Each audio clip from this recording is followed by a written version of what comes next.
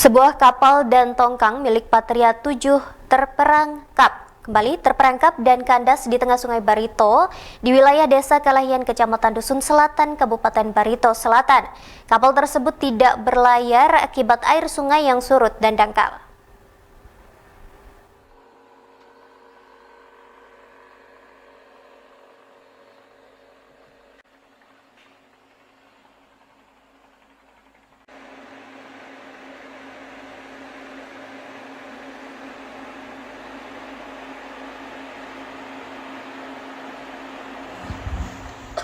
Kapal takbut dan tongkang Patria 7 mengangkut batu bara milik salah satu perusahaan Patria yang hendak milir saat debit air Sungai Barito tidak disangka surut dengan cepat.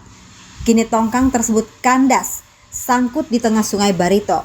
Persisnya berdekatan dengan jembatan Kalahian, Kecamatan Dusun Selatan, Kabupaten Barito Selatan, Kalimantan Tengah.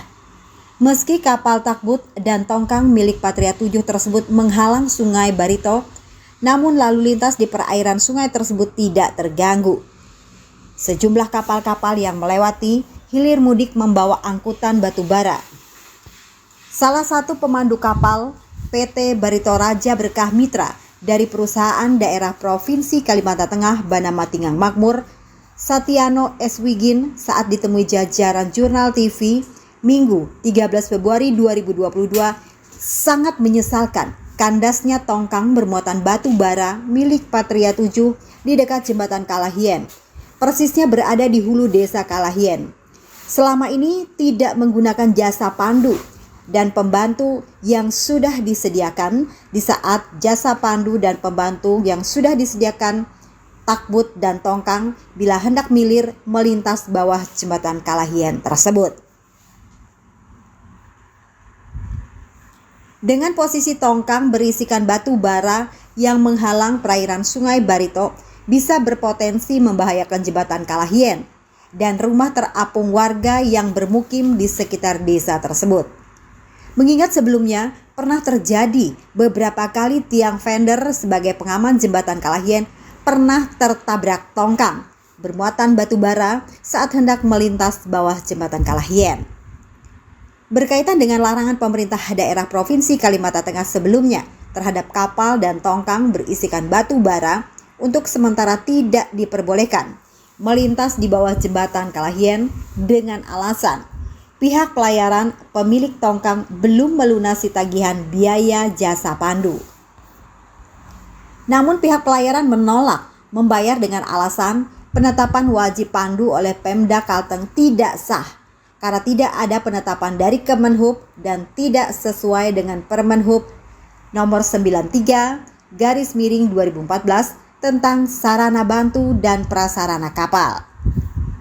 Disinyalir dari Jurnal Maritim JIMO untuk diketahui pada 11 November 2019 Perusda Perusahaan Daerah Banama Tingang Makmur mengeluarkan surat edaran yang menetapkan tarif jasa pandu sebesar 7 juta per kapal.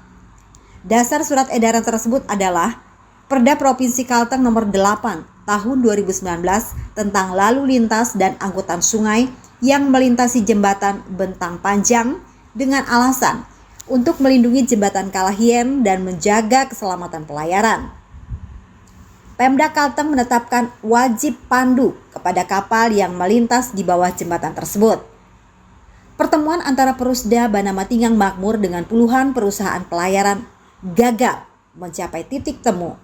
Pihak pelayaran menolak.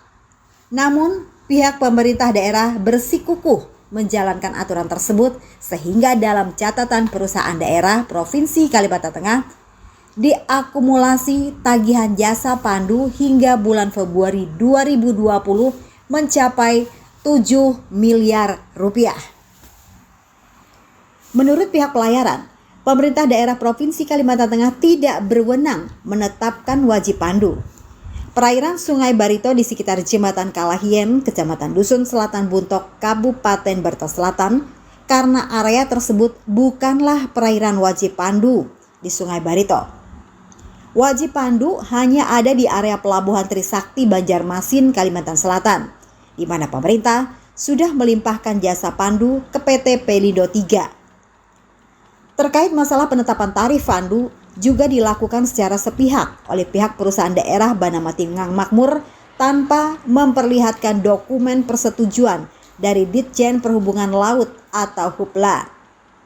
Dari data dan informasi yang diterima di lapangan, petugas pandu dari Perusda Banama Tinggang Makmur diduga kuat kerap menaiki kapal dan memaksa nahkoda menandatangani berita acara pandu. Nahkoda menolak karena faktanya mereka tidak melakukan pemanduan, namun akhirnya mengalah karena selalu didesak. Berita acara tersebut menjadi dasar penagihan ke perusahaan pelayaran.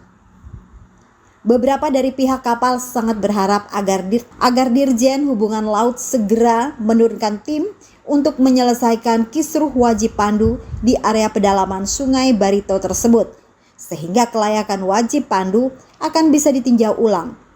Sedangkan untuk menjadi jasa pandu ada beberapa kriteria dan keahlian yang dimiliki si pemandu. Pemirsa, berikut ini kriteria yang dibutuhkan ketika harus menjadi pemandu. Yang pertama, usia minimal 30 tahun dan maksimal 39 tahun per Februari 2020. Kemudian memiliki sertifikat keahlian pelaut minimal ANT2 dan 1 diutamakan. Ketiga, masa berlayar sebagai mualim kapal 1000 GT, diutamakan nahkoda, minimal 3 tahun. Keempat, sehat jasmani, rohani, dan bebas narkoba. Kelima, tinggi badan minimal 160 cm. Kemudian mampu berkomunikasi dalam bahasa Inggris, baik lisan maupun tulisan. Dan yang tidak kalah penting, memiliki kemampuan dasar berenang. Kriteria yang ke-8, bersedia ditempatkan di seluruh wilayah kerja perusahaan. Dan yang ke-9, bersedia menjalani ikatan dinas dengan perusahaan. Dan yang ke-10, bersedia mengikuti diklat calon pandu oleh Direktorat Jenderal Perhubungan Laut bagi yang belum memiliki ijazah diklat pandu.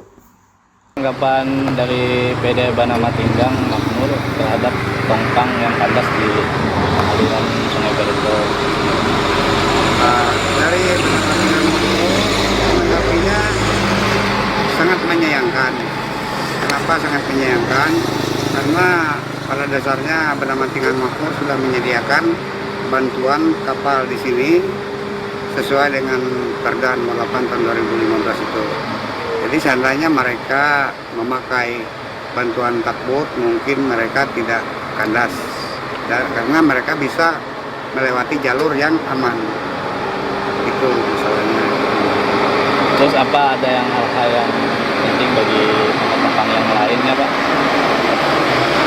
Saya rasa kalau saat ini bisa kita lihat di belakang ini kan alurnya ini sangat sempit. Sangat sempit dan itu sangat membahayakan di jalur Sungai Barito ini, khususnya di jembatan Kalahian. Nanti siapa tahu bisa tertabrak jembatannya, itu bagi yang lewat. Yang lewat kalau mereka tidak dipandu dan tidak dibantu dengan kapal bantu. Terus Pak, dengan kapal-kapal yang lainnya Pak, apa tanggapan dari Banama Tinggang sendiri Pak, yang tidak memakai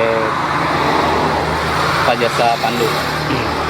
Ya, itu masih diusahakan, mereka masih didekatkan karena kita sekarang seperti yang dibilang dari Banama Tinggang masih dalam rangka sosialisasi Perda. Mungkin selama 3 bulan ya oke lah kita sosialisasi kepada kapal-kapal supaya mereka tahu bahwa di sini ada aturan dan ada yang sudah menjaganya begitu.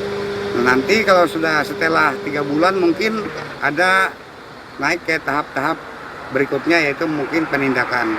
Artinya bagi yang tidak mentaati perda itu, khususnya pasal 8 itu rupa itu yang diwajibkan memakai kapal bantu itu, mereka itu sebenarnya kena denda itu. Dendanya 50 juta, kemudian kurungan badan untuk kaptennya. 1 kali pelanggaran itu 6 bulan penjara. Itu kalau kita lihat di perda itu. Dan untuk Biaya jasa pandu sendiri untuk satu tongkang itu seperti apa prosesnya, Pak? Dan dananya berapa? Itu sesuai kesepakatan yang sudah sepakat kemarin. Bagi yang sudah sepakat kemarin seperti bintang catur dan logistik, itu mereka itu menyepakati untuk yang tongkang 170 feet sampai 250 feet itu 4 juta rupiah. Kemudian yang 270 feet sampai 330 feet itu dikenakan 5.500.000 rupiah per satu kali bantu.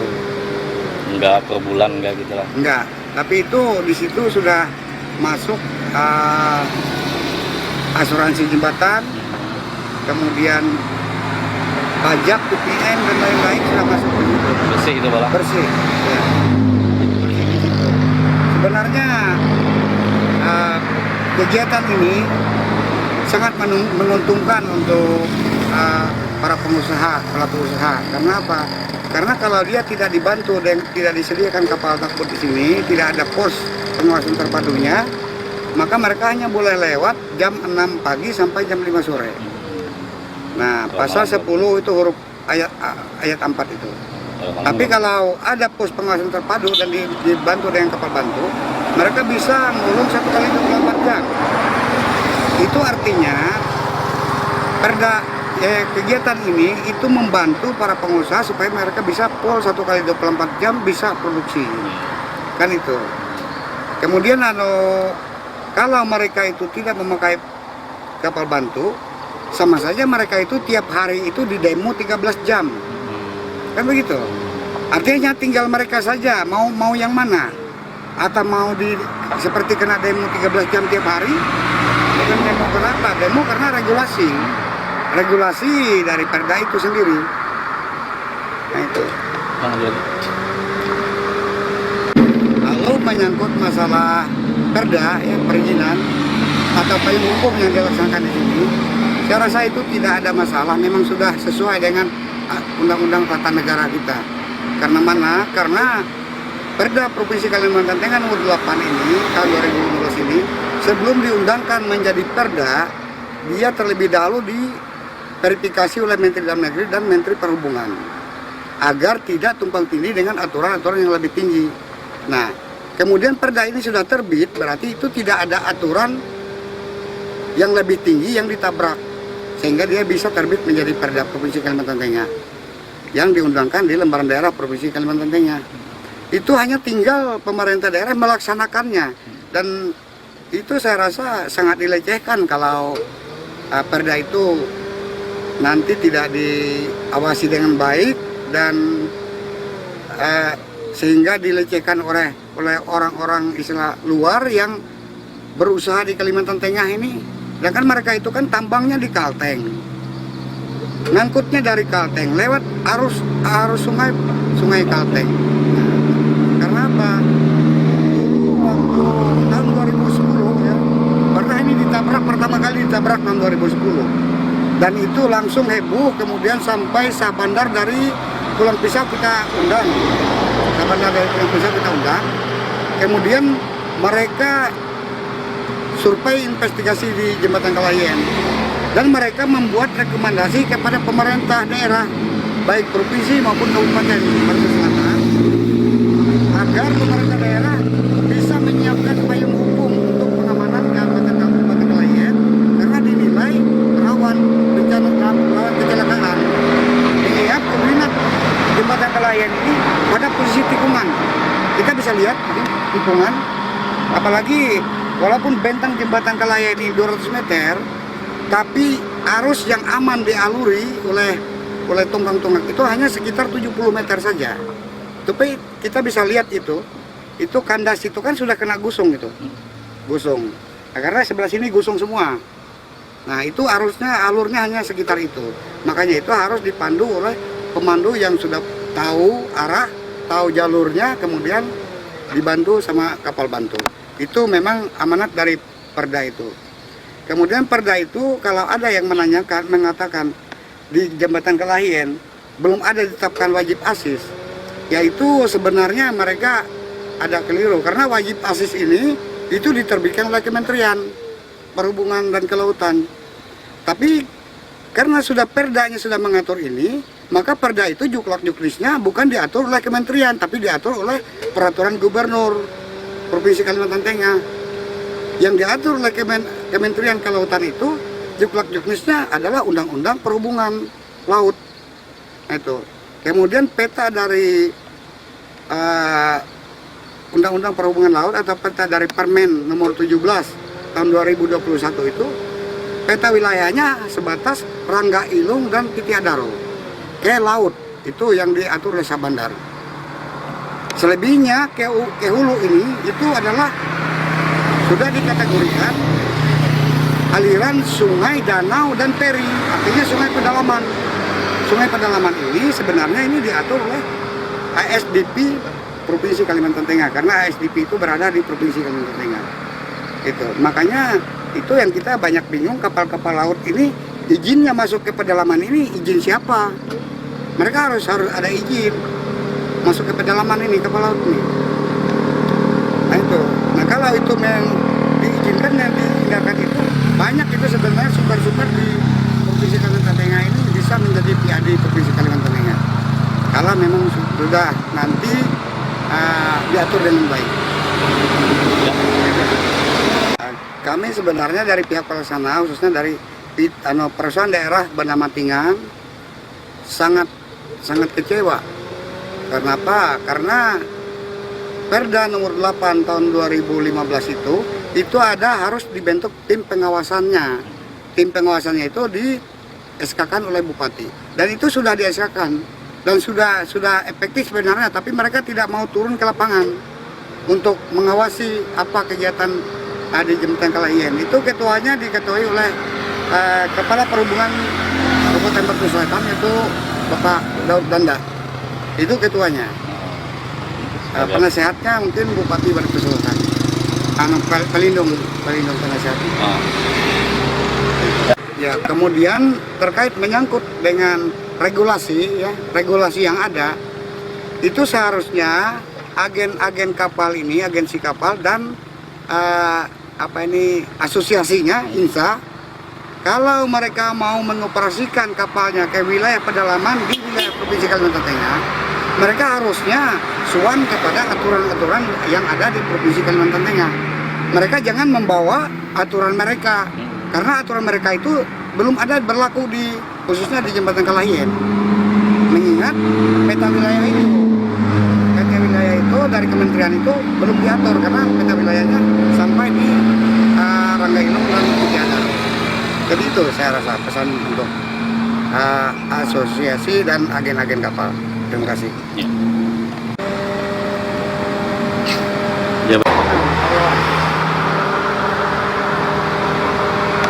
Dari Kabupaten Barito Selatan, Kalimantan Tengah, Ari Mampas melaporkan.